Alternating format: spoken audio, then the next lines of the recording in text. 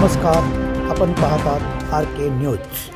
आज आपण एक त्यांच्या कार्याला सलामी म्हणून ह्या जिल्हा परिषदमध्ये ज्योतिताईंना पाठवायचं आहे। ते परवाना पाटील, या तालुक्याचे दुसरे नेते गोपाळराव पाटील साहेब, या तालुक्याला पुनर्जीवन ज्यांनी दिलंय दौलत चालवून ते मानसिंगराव कोराटे साहेब, आणि या आत्ताच्या उमेदवार आमच्या बहिणाबाई ज्योतिताई पाटील, शिवाजीराव तुपारे आणि सर्वच मान्यवर मित्र हो, खरोखर आजची तालुक्याची परिस्थिती बघितली तर चांगले उमेदवार निवडून देणं ही काळाची गरज आहे।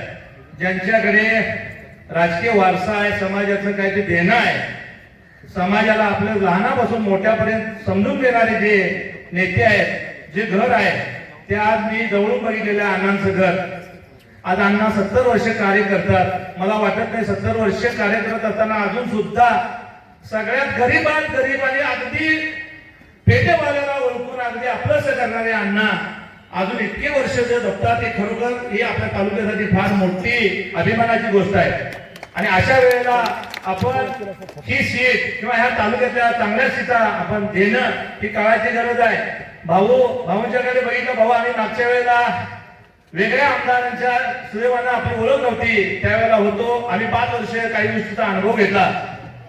आता तुमच्याकडे मी जर वेगळ्या पक्षात होतो तरी आज आमची भूमिका 5 वर्ष तुम्ही आमदार व्हावा अशी होती, आणि आपण खूप मोठ्या लीडनं आमदार झालाय। जगाने म्हटलं हा येऊनचा गोठा येऊनचा हे आहे, पण मी सांगतो प्रत्येक गावात जाऊन बघा, भाऊचं काम 5 वर्ष होतं। भाऊने प्रत्येक माणसाशी जय जवान आणि जय किसानचा नारा दिला, लोकांना आपलंच केलं, स्वतःच्या खिशाचे पदरमोड केले आणि त्यांनी स्वतःच्या ताकदीवर आमदार झालेले आहेत।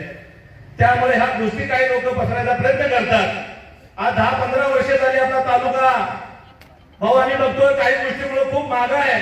राजकीय दृष्ट्या जिल्ह्यात आपल्या तालुक्याची थोडीशी गचंडी झाली आहे। आपल्या माध्यमातून आम्हाला विश्वास वाटतोय की आपण ह्या तालुक्याचं तरी जिल्ह्याचं नेतृत्व, राज्याचं नेतृत्व करताय।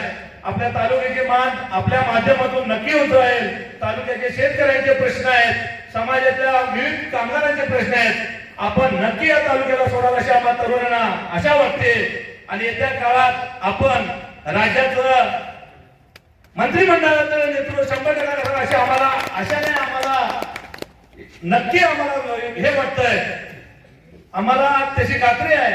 भाऊ अनेक सांगायच्या गोष्टी म्हटल्यानंतर आम्ही तरुण आपल्या मागे येण्याचं कारण हे आज आपण तालुक्यातल्या अनेक रोजगाराच्या गोष्टी आपल्या ज्या विजन आहे, आपलं जे काय तळमळीचं काम बघतोय, आपण ज्या गोष्टी 1 वर्षात करायचा प्रयत्न करताय त्या आमच्या दिसतात।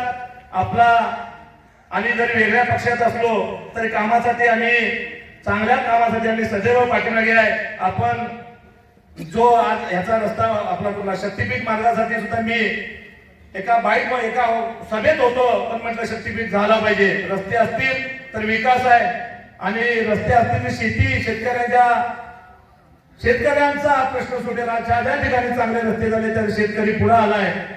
आपल्या माध्यमातून तालुक्याचं 100% चांगलं होईल, आपल्या तरुणांना एक चांगल्या पद्धतीचा न्याय मिळेल।